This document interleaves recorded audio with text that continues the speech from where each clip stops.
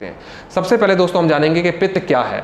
दोस्तों आयुर्वेद में पित्त को गर्मी बोला गया है, पित्त को रस बोला गया है, हमारी बॉडी में प्राण वायु को पित्त बोला गया है, हमारी बॉडी की गर्मी को पित्त बोला गया है। जब तक हमारी बॉडी चलती रहती है हमारी बॉडी गर्म होती है, जिस समय हमारी बॉडी चलना बंद कर देती है हमारी बॉडी ठंडी पड़ जाती है।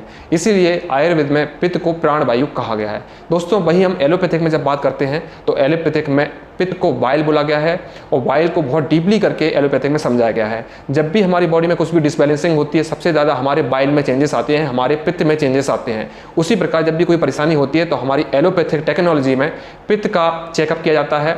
इसकी रिपोर्ट को देखते हुए हम सारी चिकित्सा को स्टार्ट करते हैं, जिसमें लीवर फंक्शन के द्वारा लीवर फंक्शन की जो चेकअप होते हैं मूत्र के द्वारा और ब्लड के द्वारा, उसके द्वारा लीवर फंक्शन के सारे वाइल के सारे पित्त के सारे दोष समझ में आते हैं और उसके द्वारा हमारे डॉक्टर्स इसका इलाज करते हैं। दोस्तों हम बात कर रहे हैं आयुर्वेद में हम जानते हैं कि कोई भी इलाज लक्षणों के आधार पर किया जाता है। कोई भी इलाज या कोई भी दोष लक्षणों के आधार पर हम समझकर उसका इलाज करते हैं। तो दोस्तों हम जानते हैं कि जब हमारी बॉडी पित्त प्रकृति की होती है तो हमारी बॉडी में क्या क्या लक्षण होते हैं। दोस्तों पित्त प्रकृति वालों के कुछ बहुत अच्छे सिम्टम देखे गए हैं जो मैं आपको बतलाता हूँ। सबसे पहले दोस्तों पित्त प्रकृति वाले व्यक्तियों की बॉडी हमेशा गर्म होती है। पित्त प्रकृति वालों का नर्व जो चलती है, नाड़ी जो चलती है बहुत ज़्यादा तेज चलती है। पित्त प्रकृति वालों को हमेशा ठंडा भोजन करने का मन रहता है। पित्त प्रकृति वालों को हमेशा क्रोध बहुत ज़्यादा आता है। जिन लोगों की बॉडी में पित्त ज़्यादा रहता है ऐसे लोगों के बाल जल्दी सफ़ेद हो जाते हैं या जल्दी से झड़ने लगते हैं।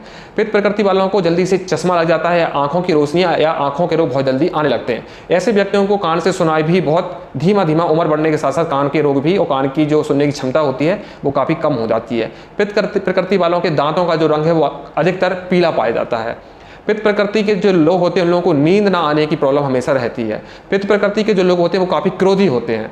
पित्त प्रकृति के जो लोग होते हैं उनके अंदर समझदारी की भावना कम रहती है, वो हाजिर जवाब देने में बहुत फास्ट होते हैं और भाषण देने की क्षमता बहुत ज़्यादा तेज होती है। पित्त प्रकृति जिन लोगों में पाई जाती है ऐसे व्यक्ति सेक्सुअल बहुत होते हैं, कामुक बहुत होते हैं, नियंत्रण करने की क्षमता कम होती है। पित्त प्रकृति के वालों में भूख बहुत ज़्यादा लगती है। ऐसे लोगों का मूत्र जो होता है वो पीला होता है या फिर हल्का लाल रंग का होता है। पित्त प्रकृति वालों का जो मल होता है वो सूखा हुआ रहता है या डार्क कलर का होता है।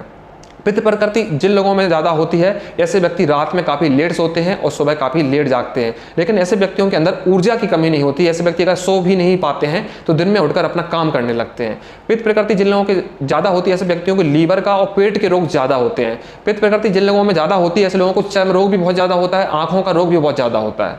दोस्तों पित्त प्रकृति वालों का जुबान का जो टेस्ट होता है हमेशा कड़वा रहता है। ऐसे लोगों को बुखार हमेशा बार बार आने लगता है। पित्त की जब अधिकता हो जाती है तो ऐसे लोगों का मुंह में छाले हो जाते हैं और मुंह आ जाना बोलते हैं, जिसको होंठों पे दाने हो जाना होता है। पित्त प्रकृति वालों को हमेशा बॉडी में स्किन में हमेशा अम्लीय दाने हो जाते हैं, मतलब जिनको ऐसे दाने हो जाते हैं जिनके अंदर खट्टा अम्ल भरा हुआ रहता है, जिनको फोड़ने से उनको जलन होती है। तो इस तरह की स्किन प्रॉब्लम पित्त प्रकृति वालों को ज़्यादा होती है। दोस्तों अगर वही हम ज्योतिषीय भाषा में बात करें तो जो व्यक्ति मंगल और सूर्य से ज़्यादा प्रभावित होते हैं ऐसे व्यक्तियों के अंदर पित्त ज़्यादा होता है। ऐसे व्यक्ति अधिकतर दिन के समय में सुबह के समय में पैदा हुआ रहता है। पित्त जिन व्यक्तियों के ज़्यादा होता है ऐसा व्यक्ति क्रोधी भी होता है, ऐसा व्यक्ति ज़्यादा गर्मी तासीर का भी होता है।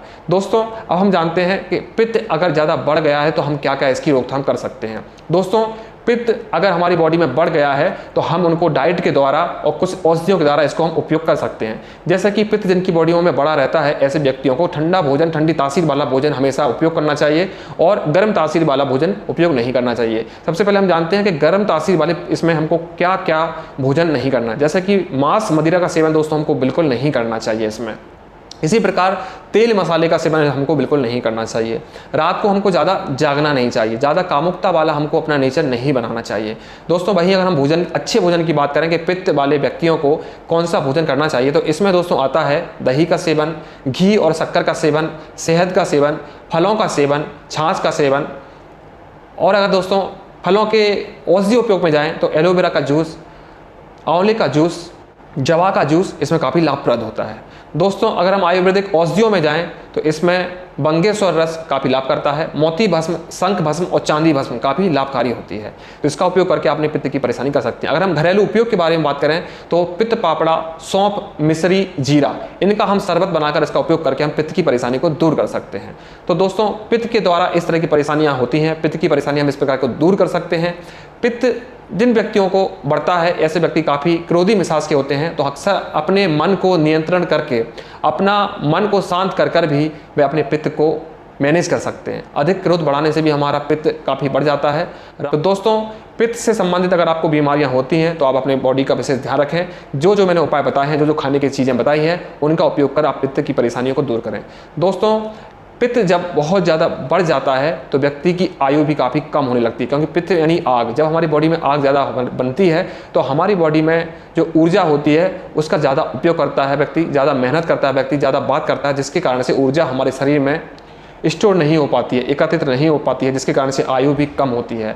हमारे आंखों की रोशनी कम हो जाना, बालों का सफ़ेद हो जाना, ये भी पित्त की अधिकता होने के कारण से होता है। दोस्तों, अगर आप ये सब चीज़ों को ठीक करना चाहते हैं तो अपने पित्त पर ध्यान दें, पित्त पे संयम करने वाली चीज़ों का उपयोग करें, अपने नेचर में परिवर्तन करें और आयुर्वेद का सहारा लेकर अपने शरीर को सुधारें।